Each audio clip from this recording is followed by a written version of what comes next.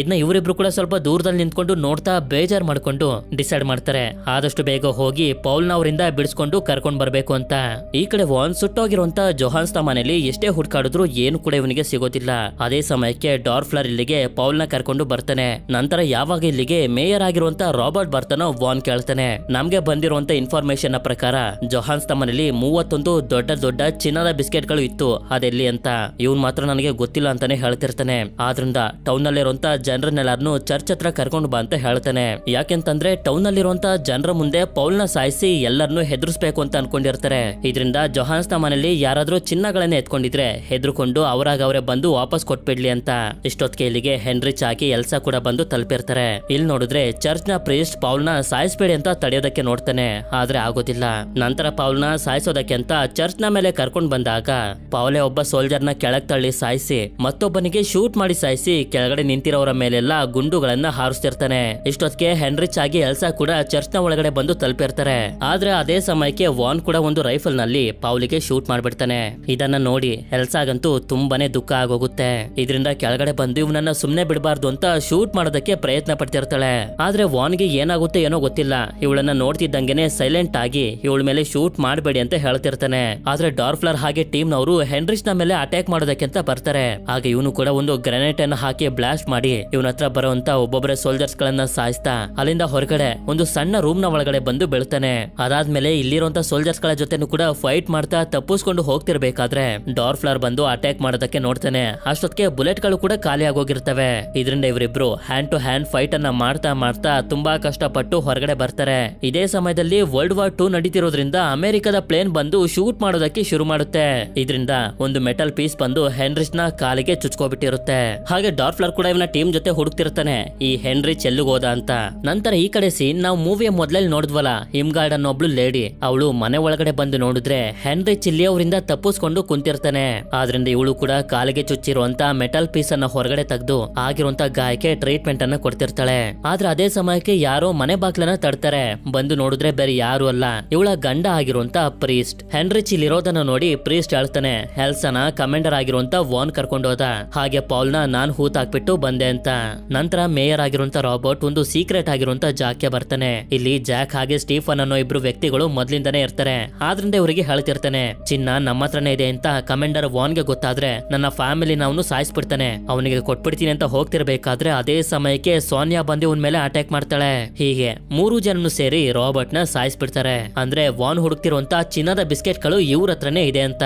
ನಂತರ scene shift ಆದಾಗ ನಮ್ಗೆ ತೋರಿಸ್ತಾರೆ, ವಾನ್ ಎಲ್ಸನು ಕೂಡ ಕರ್ಕೊಂಡ್ ಬಂದು ಇವಳಿಗೆ ಊಟನ ಕೊಡಿಸ್ತಾ ಹೇಳ್ತಿರ್ತಾನೆ, ಏನಕ್ಕೆ ಇವಳನ್ನ ಸಾಯಿಸ್ದೆ ಇಲ್ಲಿಗೆ ಕರ್ಕೊಂಡ್ ಬಂದಿರೋದು ಅಂತ. ಹೇಳ್ಬೇಕು ಅಂತಂದ್ರೆ ವಾನ್ ತುಂಬಾ ವರ್ಷಗಳ ಹಿಂದೆ ರೆಬೆಕಾ ಅನ್ನೋ ಒಬ್ಳು ಹುಡುಗಿನ ತುಂಬಾನೇ ಇಷ್ಟಪಡ್ತಿದ್ದ. ಆದ್ರೆ ಪ್ರಾಬ್ಲಮ್ ಏನು ಅಂತಂದ್ರೆ ರೆಬೆಕಾ ಒಬ್ಳು ಜೂವಿಶ್ ಹುಡುಗಿ ಆಗಿದ್ಲು. ಆದ್ರಿಂದ ನಾಜಿ ಆರ್ಮಿ ಅವರೆಲ್ಲ ಜೂವಿಶ್ ಧರ್ಮಕ್ಕೆ ಸೇರಿರುವಂತ ಜನರನ್ನೆಲ್ಲಾರನು ಜೈಲಿಗೆ ಹಾಕ್ತಿದ್ರು. ವಾನ್ಗೆ ರೆಬೆಕನ ಜೈಲಿಗೆ ಕಳಿಸೋದಕ್ಕೆ ಇಷ್ಟ ಇಲ್ಲದೆ ಅವಳನ್ನ ಸಾಯಿಸ್ಬಿಟ್ಟಿರ್ತಾನೆ. ಈಗ ಎಲ್ಸನು ಕೂಡ ನೋಡೋದಕ್ಕೆ ಸ್ವಲ್ಪ ರೆಬೆಕಾ ತರನೇ ಇರೋದ್ರಿಂದ ಇವಳನ್ನೇ ಪ್ರೀತಿ ಮಾಡ್ಬೇಕು ಅಂತ ಡಿಸೈಡ್ ಮಾಡ್ಕೊಬಿಟ್ಟಿರ್ತಾನೆ. ಈ ಕಡೆ ಪ್ರೀಸ್ಟ್ ಆಗಿ ಹಿಮ್ಗಾರ್ಡ್ ಹೆನ್ರಿಚ್ಗೆ ಹೇಳ್ತಾ ಹೋಗ್ತಾರೆ, ವಾನ್ ಹಾಗೆ ಅವನ ಟೀಮ್ ನವರು ಯಾವ ಚಿನ್ನನ ಹುಡ್ಕೊಂಡ್ ಬಂದಿರೋದು ಅಂತ. ಜೊಹಾನ್ಸ್ ಇದ್ನಲ್ಲ, ಅವನೊಬ್ಬ ಜೂವಿಶ್ ಆಗಿದ್ರಿಂದ ಅವನನ್ನ ಹಾಗೆ ಅವನ ಫ್ಯಾಮಿಲಿ ಅವರನ್ನ ಟೌನ್ ಅವರೆಲ್ಲ ಸೇರಿಸಿ ಊರನ್ನೇ ಬಿಟ್ಟು ಓಡಿಸ್ತಿರ್ತಾರೆ. ಹೀಗೆ ಹೋಗ್ತಿರ್ಬೇಕಾದ್ರೆ ಜೊಹಾನ್ಸ್ ಹಾಗೆ ಟೌನ್ ಜನರ ಮಧ್ಯೆ ಒಂದು ದೊಡ್ಡ ಜಗಳನೆ ಶುರುವಾಗೋಗುತ್ತೆ. ಇದರಲ್ಲಿ ಎಲ್ಲರೂ ಸೇರಿ ಜೊಹಾನ್ಸ್ ಹಾಗೆ ಅವನ ಫ್ಯಾಮಿಲಿ ಅವರನ್ನ ಸಾಯಿಸ್ಬಿಡ್ತಾರೆ.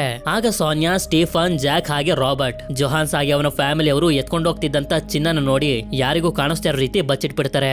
ಆದ್ರೆ ಯಾರು ಇದನ್ನ ನೋಡಿಲ್ಲ ಅಂತ ಅನ್ಕೊಂಡಿರ್ತಾರೆ. ಆದ್ರೆ ಇವರಿಗೆ ಗೊತ್ತಿರೋದಿಲ್ಲ ಅವರ ಹಿಂದೆ ನಿಂತ್ಕೊಂಡು ಪ್ರೀಸ್ಟ್ ಇದನ್ನೆಲ್ಲ ನೋಡಿದ್ದ ಅಂತ. ಈ ಕಡೆ ನಮ್ಗೆ ತೋರಿಸ್ತಾರೆ, ಸೋನಿಯಾ, ಸ್ಟೀಫನ್ ಹಾಗೆ ಜಾಕ್ ಇವರು ಬಚ್ಚಿಟ್ಟಿರುವಂತ ಚಿನ್ನನ ಎತ್ಕೊಳ್ಳೋದಕ್ಕೆ ಅಂತ ಬರ್ತಾರೆ. ಆದ್ರೆ ನೋಡಿದ್ರೆ ಇಲ್ಲಂತೂ ಚಿನ್ನನೇ ಇರೋದಿಲ್ಲ. ಇದರಿಂದ ಇವ್ರ 3 ಜನರಿಗೂ ಒಬ್ಬರ ಮೇಲೆ ಒಬ್ರಿಗೆ ಡೌಟ್ ಶುರು ಆಗೋಗುತ್ತೆ, ನಮ್ಮ 3 ಜನರಲ್ಲೇ ಯಾರೋ ಒಬ್ರು ಇದನ್ನ ಕದ್ದಿರಬೇಕು ಅಂತ. ಆದ್ರೆ ಇವರು ಹೂತಿಟ್ಟಿರುವಂತ ಈ ಜಾಗದಲ್ಲಿ ಒಂದು ಬೈಬಲ್ ಬುಕ್ ಅನ್ನ ನೋಡ್ತಾರೆ. ಅದ್ರಲ್ಲಿ ಕಳ್ತನ ಮಾಡೋದು ತಪ್ಪು ಅನ್ನೋ ಸೆಂಟೆನ್ಸ್ ನ ಕೆಳಗಡೆ ಅಂಡರ್ಲೈನ್ ಮಾಡಿರ್ತಾರೆ. ಇದನ್ನ ನೋಡಿ ಇವರಿಗೆ ಅರ್ಥ ಆಗೋಗುತ್ತೆ, ಅವತ್ತು ನಮ್ಮ ಹಿಂದೆ ಪ್ರೀಸ್ಟ್ ಕೂಡ ಇದ್ದ, ಈಗ ಇಲ್ಲಿಂದ ಚಿನ್ನನೆಲ್ಲ ತಗೊಂಡು ಹೋಗಿರೋದು ಅವನೇ ಅಂತ. ಈ ಕಡೆ ಪ್ರೀಸ್ಟ್ ಗೆ ಹೆನ್ರಿಚ್ ನ ಮೇಲೆ ನಂಬಿಕೆ ಬಂದು ಚರ್ಚ್ ನಲ್ಲಿ ಬಚ್ಚಿಟ್ಟಿರುವಂತ ಗೋಲ್ಡ್ ಅನ್ನ ತೋರಿಸ್ಬಿಡ್ತಾನೆ. ಆದ್ರೆ ಇಲ್ಲಿ ನೋಡಿದ್ರೆ ವಾನ್ ಎಲ್ಸನ ತನ್ನ ಜೊತೆನೆ ಕೂಡಾಕೋಗ್ಬಿಟ್ಟಿರ್ತಾನೆ, ಎಲ್ಲೂ ಹೋಗೋದಕ್ಕೆ ಬಿಡ್ತಿರೋದಿಲ್ಲ. ಆದ್ರಿಂದ ಇವಳು ಇಲ್ಲಿಂದ ತಪ್ಪಿಸ್ಕೊಂಡು ಹೋಗ್ಬೇಕು ಅಂತ ಇವನಿಗೆ ವಿಷ ಹಾಕಿ ಸಾಯಿಸ್ಬಿಡ್ತಾಳೆ. ಅದೇ ಸಮಯಕ್ಕೆ ಸೋನಿಯಾ ಹಾಗೆ ಇವಳ ಟೀಮ್ ನವರು ಪ್ರೀಸ್ಟ್ ನ ಹುಡ್ಕೊಂಡು ಹೋಗ್ತಿರ್ಬೇಕಾದ್ರೆ ರೋಡ್ ನಲ್ಲಿ ನಡ್ಕೊಂಡು ಹೋಗ್ತಿರುವಂತ ಪ್ರೀಸ್ಟ್ ಇವರಿಗೆ ಕಾಣಿಸಿ ಅವನಿಗೆ ಹೊಡೆದು ಪ್ರಜ್ಞೆ ತಪ್ಪಿಸ್ತಾರೆ. ನಂತರ ಡಾರ್ಫ್ಲರ್ ಹಾಗೆ ಸೈನಿಕರೆಲ್ಲ ಹೋಟೆಲ್ ನಲ್ಲಿ ಇರ್ಬೇಕಾದ್ರೆ ಅದೇ ಸಮಯಕ್ಕೆ ಯಾರೋ ಕಿಟಕಿ ಮೇಲೆ ಅಟ್ಯಾಕ್ ಮಾಡ್ತಾರೆ. ಇದರಿಂದ ಡಾರ್ಫ್ಲರ್ ಇವನನ್ನ ಇವನು ತಪ್ಪಿಸ್ಕೊಂಡು ನೋಡಿದ್ರೆ ಹೊರಗಡೆಯಿಂದ ಒಂದು ಗೋಲ್ಡ್ ಬಾರ್ ಬಂದು ಬಿದ್ದಿರುತ್ತೆ. ಹಾಗೆ ಹೊರಗಡೆ ನಿಂತಿರುವಂತ ಹೆನ್ರಿಚ್ ಕೂಡ ಹೇಳ್ತಿರ್ತಾನೆ, ಎಲ್ಲಾ ಗೋಲ್ಡ್ ಎಲ್ಲಿದೆ ಅಂತ ನನಗೆ ಗೊತ್ತಿದೆ, ಆದ್ರೆ ಅದ್ರ ಬದಲಾಗಿ ನನ್ಗೆ ಎಲ್ಸಾ ಬೇಕು ಅಂತ. ಇದರಿಂದ ಡಾರ್ಫ್ಲರ್ ವಾನ್ ನ ರೂಮ್ ಹತ್ರ ಬಂದು ಎಷ್ಟೇ ಕರಿತಿದ್ರು ಕೂಡ ಬಾಕ್ಲನ್ನ ತೆಗಿತಿರೋದಿಲ್ಲ. ಇದರಿಂದ ಇವನು ಬಾಕ್ಲನ್ನ ಹೊಡ್ಕೊಂಡ್ ಬಂದು ನೋಡ್ದಾಗ್ಲೇ ಇವನಿಗೆ ಗೊತ್ತಾಗೋದು ವಾನ್ ಈಗ ಬದುಕಿಲ್ಲ, ಅವನನ್ನ ಸಾಯಿಸಿ ಎಲ್ಸಾ ಇಲ್ಲಿಂದ ಎಸ್ಕೇಪ್ ಆಗೋಗಿದ್ದಾಳೆ ಅಂತ. ಇದರಿಂದ ಇವನ್ಗೂ ಕೂಡ ತುಂಬಾ ಸಂತೋಷ ಆಗಿ ಇವನೇ ಕಮಾಂಡರ್ ಆಗ್ತಾನೆ. ನಂತರ ಎಲ್ಸಾ ನನ್ನ ಹತ್ರ ಇದ್ದಾಳೆ, ಅವಳನ್ನ ಕಳಿಸ್ತಿದೀನಿ ಅಂತ ಬೇರೊಂದು ಹುಡುಗಿಗೆ ಮುಖನ ಮುಚ್ಚಿ ಹೊರಗಡೆ ಕಳಿಸ್ತಾ ಹೆನ್ರಿಚ್ ನ ಡಿಸ್ಟ್ರಾಕ್ಟ್ ಮಾಡಿ ಒಂದು ಬ್ಲಾಸ್ಟ್ ಅನ್ನ ಮಾಡ್ಬಿಡ್ತಾನೆ. ಹೆನ್ರಿಚ್ಗೆ ಮೊದ್ಲೇ ತುಂಬಾ ಗಾಯಗಳಾಗಿದ್ರಿಂದ ಇವನು ಕೂಡ ಪ್ರಜ್ಞೆ ತಪ್ಪಿಡ್ತಾನೆ. ಆದ್ರೆ ಎಲ್ಸಾ ಯಾವಾಗ ಅಲ್ಲಿಂದ ತಪ್ಪಿಸ್ಕೊಂಡು ಇಮ್ಗಾರ್ಡ್ ನ ಮನೆಗೆ ಬರ್ತಾಳೋ ಹಾಗೆ ಅವಳಿಗೆ ಗೊತ್ತಾಗುತ್ತೆ ಹೆನ್ರಿಚ್ ಇವಳನ್ನ ಹುಡ್ಕೊಂಡು ಹೋಟೆಲ್ ಹತ್ರ ಹೋದ ಅಂತ.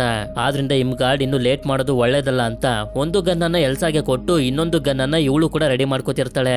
ಯಾಕೆ ಅಂತಂದ್ರೆ ಇವಳೊಬ್ಳು ಹಂಟರ್, ನಾಜಿ ಸೋಲ್ಜರ್ಸ್ ಗಳನ್ನ ಬೇಟೆ ಆಡೋದಕ್ಕೆ ರೆಡಿ ಆಗ್ತಿರ್ತಾಳೆ. ಈ ಕಡೆ ಪ್ರೀಸ್ಟ್ ನ ಸೋನಿಯಾ ಹಾಗೆ ಅವಳ ಟೀಮ್ ನವರು ಕೇಳ್ತಿರ್ತಾರೆ, ಚಿನ್ನನೆಲ್ಲ ಎಲ್ ಬಚ್ಚಿಟ್ಟಿದ್ಯಾ ಹೇಳು ಅಂತ. ಇವನ್ ಮಾತ್ರ ಅದಕ್ಕೆ ಒಪ್ಕೊಳ್ತಿರೋದಿಲ್ಲ. ಇದರಿಂದ ಇವರೆಲ್ಲರೂ ಇವನಿಗೆ ಹೆದರ್ಸ್ಬಿಡ್ತಾರೆ, ನೀನ್ ಹೇಳಿಲ್ಲ ಅಂತಂದ್ರೆ ಇಮ್ಗಾರ್ಡ್ ನ ಸಾಯಿಸ್ಬಿಡ್ತೀವಿ ಅಂತ. ಈ ಕಡೆ ಇವರಿಬ್ರು ನೋಡ್ತಾರೆ ಹೆನ್ರಿಚ್ ನ ಹೋಟೆಲ್ ನ ಒಳಗಡೆ ಕರ್ಕೊಂಡು ಹೋಗಿ ಟ್ರೀಟ್ಮೆಂಟ್ ಅನ್ನ ಕೊಡ್ತಿದ್ದಾರೆ ಅಂತ. ಅದೇ ಸಮಯಕ್ಕೆ ಯಾವಾಗ ಹೆನ್ರಿಚ್ ಗೆ ಎಚ್ಚರ ಆಗುತ್ತೋ ನೋಡ್ತಾನೆ ಡಾರ್ಫ್ಲರ್ ಅವನ ರಕ್ತನೇ ಇವನಿಗೆ ಕೊಟ್ಟು ಇವನ ಪ್ರಾಣನ ಉಳಿಸ್ತಿರ್ತಾನೆ. ಯಾಕೆಂತಂದ್ರೆ ಇವರಿಬ್ರದ್ದು ಕೂಡ ಒಂದೇ ಬ್ಲಡ್ ಗ್ರೂಪ್ AB ಪಾಸಿಟಿವ್. ಇವನು ಇದೆಲ್ಲ ಮಾಡ್ತಿರೋದಕ್ಕಿರೋದು ಒಂದೇ ಒಂದು ಕಾರಣ, ಇವನು ಸತ್ತೋದ್ರೆ ಗೋಲ್ಡ್ ಎಲ್ಲಿದೆ ಅಂತ ನಮ್ಗೆ ಗೊತ್ತಾಗೋದಿಲ್ಲ ಅಂತ. ಆದ್ರಿಂದ ಇವನಿಗೆ ಹೇಳ್ತಿರ್ತಾನೆ, ಗೋಲ್ಡ್ ಎಲ್ಲಿದೆ ಅಂತ ಹೇಳು, ಇಲ್ಲಂತಂದ್ರೆ ನಿನ್ ಮಗಳು ಎಲ್ಲೇ ಇದ್ರು ಅವಳನ್ನ ಹುಡುಕಿ ಸಾಯಿಸ್ಬಿಡ್ತೀನಿ ಅಂತ. ಈ ಕಡೆ ಸೋನಿಯಾ ಹಾಗೆ ಅವಳ ಟೀಮ್ ನವರು ಪ್ರೀಸ್ಟ್ ನ ಚರ್ಚ್ಗೆ ಕರ್ಕೊಂಡ್ ಬಂದಾಗ ಇವನು ಕೂಡ ಚಿನ್ನನ ಎಲ್ಲಿ ಬಚ್ಚಿಟ್ಟಿದ್ದಾನೆ ಅಂತ ತೋರಿಸ್ಬಿಡ್ತಾನೆ. ಆದ್ರಿಂದ ಸ್ಟೀಫನ್ ಹಾಗೆ ಜಾಕ್ ಅವನು ಹೇಳಿರುವಂತ ಜಾಗನ ಬಂದು ಓಪನ್ ಮಾಡಿ ನೋಡಿದ್ರೆ ನಿಜವಾಗ್ಲೂ ಇಲ್ಲಿ ಚಿನ್ನ ಇರುತ್ತೆ. ಆದ್ರೆ ಇಟ್ಟಿರುವಂತ ಬಾಂಬ್ ಇಂದ ದೊಡ್ಡ ಬ್ಲಾಸ್ಟ್ ಆಗಿ ಅವರಿಬ್ರು ಕೂಡ ಸತ್ತೋಗ್ತಾರೆ. ಅಂದ್ರೆ ಪ್ರೀಸ್ಟ್ ಆಗಿ ಹೆನ್ರಿಚ್ ಮಾಡಿರುವಂತ ಪ್ಲಾನ್ ಫೇಲ್ ಆಯ್ತು ಅಂತ. ಯಾಕೆಂತಂದ್ರೆ ಬಾಂಬ್ ಅನ್ನು ಇಟ್ಟಿದ್ದು ಸೋಲ್ಜರ್ಸ್ ಗಳಿಗೋಸ್ಕರ. ಅದೇ ಸಮಯಕ್ಕೆ ಇಲ್ಲಿಗೆ ಸೋಲ್ಜರ್ಸ್ ಗಳು ಕೂಡ ಬರ್ತಾರೆ. ಯಾವಾಗ ಒಳಗಡೆ ಬರ್ತಾರೋ ಡಾರ್ಫ್ಲರ್ ಗೆ ಪ್ರೀಸ್ಟ್ ಆಗಿ ಹೆನ್ರಿಚ್ ಮಾಡಿರುವಂತ ಪ್ಲಾನ್ ಅರ್ಥ ಆಗೋಗುತ್ತೆ. ಇದರಿಂದ ಪ್ರೀಸ್ಟ್ ನ ಸಾಯಿಸ್ಬಿಡ್ತಾನೆ. ಅದೇ ಸಮಯಕ್ಕೆ ಇಲ್ಲಿಗೆ ಇವರಿಬ್ರು ಕೂಡ ಬಂದು ತಲುಪಿ ಸೋಲ್ಜರ್ಸ್ ಗಳ ವ್ಯಾನ್ ನಲ್ಲಿ ಬಂದು ನೋಡಿದಾಗ ಒಂದು ರಾಕೆಟ್ ಲಾಂಚರ್ ಸಿಗುತ್ತೆ. ಈ ಕಡೆ ಡಾರ್ಫ್ಲರ್ ಹೆನ್ರಿಚ್ ಗೆ ಹೇಳ್ತಿರ್ತಾನೆ, ನೀನ್ ಮಾಡಿರೋದ್ರಿಂದ ಖಂಡಿತ ನಿನ್ ಮಗಳನ್ನ ಸಾಯಿಸ್ತೀನಿ ಅಂತ. ಆದ್ರೆ ಅಷ್ಟೊತ್ತಿಗೆ ಹೊರಗಡೆ ಇರುವಂತ ಎಲ್ಸಾ ರಾಕೆಟ್ ಲಾಂಚರ್ ನ ಶೂಟ್ ಮಾಡ್ತಿದ್ದಂಗೆನೆ ಚರ್ಚ್ ಎಲ್ಲ ಧ್ವಂಸ ಆಗಿ ಎಲ್ಲರೂ ಕೆಳಗಡೆ ಬಿದ್ದೋಗ್ತಾರೆ. ನಂತರ ಡಾರ್ಫ್ಲರ್ ಹಾಗೆ ಇವನ ಟೀಮ್ ನವರು ಕೂಡ ಯಾರೋದು ಅಂತ ಫೈಟ್ ಮಾಡೋದಕ್ಕೆ ರೆಡಿ ಆಗ್ತಿರ್ಬೇಕಾದ್ರೆ ಇಮ್ಗಾರ್ಡ್ ಬಂದು ಶೂಟ್ ಮಾಡೋದಕ್ಕೆ ಶುರು ಮಾಡ್ತಾಳೆ. ಆದ್ರೆ ಇಲ್ಲೇ ಸತ್ತು ಬಿದ್ದಿರುವಂತ ಪ್ರೀಸ್ಟ್ ನೋಡಿ ಇವಳಿಗೆ ತುಂಬಾ ದುಃಖ ಆಗಿ ಒಬ್ಬೊಬ್ರಿಗೆ ಶೂಟ್ ಮಾಡ್ತಾ ಹೋಗ್ತಾಳೆ. ಅದೇ ಸಮಯಕ್ಕೆ ಎಲ್ಸಾ ಕೂಡ ಡಾರ್ಫ್ಲರ್ ನ ಕೈಗೆ ಶೂಟ್ ಮಾಡ್ಬಿಟ್ಟಿರ್ತಾಳೆ. ಇದರಿಂದ ಇವನು ತಪ್ಪಿಸ್ಕೊಳ್ತಾ ನಿಧಾನವಾಗಿ ಇಮ್ಗಾರ್ಡ್ ಹತ್ರ ಬಂದು ಇವಳನ್ನ ಸಾಯಿಸೋದಕ್ಕೆ ನೋಡ್ತಿರ್ಬೇಕಾದ್ರೆ ಇಮ್ಗಾರ್ಡ್ ಇವನಿಗೆ ಚುಚ್ಬಿಡ್ತಾಳೆ. ಆದ್ರೆ ಅದೇ ಸಮಯಕ್ಕೆ ಮತ್ತೊಬ್ಬ ಸೋಲ್ಜರ್ ಇಮ್ಗಾರ್ಡ್ ನ ಸಾಯಿಸ್ಬಿಡ್ತಾನೆ. ಇದರಿಂದ ಎಲ್ಸಾ ಪ್ಲಾನ್ ಮಾಡಿ ಉಳ್ಕೊಂಡಿರುವಂತ ಕೊನೆಯ ಸೋಲ್ಜರ್ ನು ಕೂಡ ಶೂಟ್ ಮಾಡಿ ಸಾಯಿಸ್ಬಿಡ್ತಾಳೆ.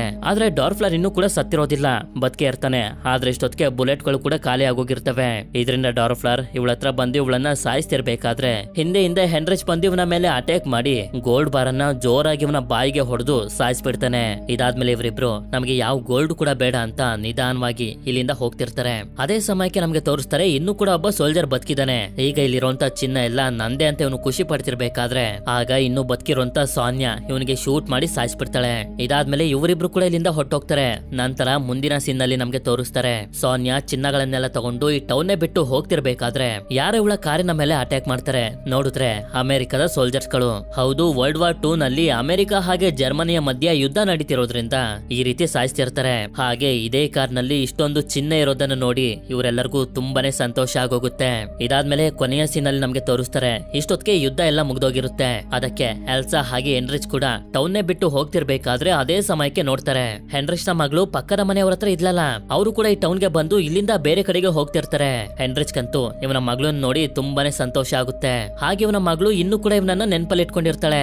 ಇದರಿಂದ ಇವನಿಗೆ ಎಷ್ಟು ಸಂತೋಷ ಆಗುತ್ತೆ ಅಂತಂದ್ರೆ ಇವನಿಗೆ ಹೇಳ್ಕೊಳ್ಳೋದಕ್ಕೆ ಆಗ್ತಿರೋದಿಲ್ಲ. ಇವನ ಎಲ್ಲಾ ಸಂತೋಷ ಇವನ ಕಣ್ಣಲ್ಲೇ ನಮ್ಗೆ ಕಾಣ್ತಿರುತ್ತೆ. ಇಲ್ಲಿಗೆ ಈ ಮೂವಿ ಎಂಡ್ ಆಗುತ್ತೆ.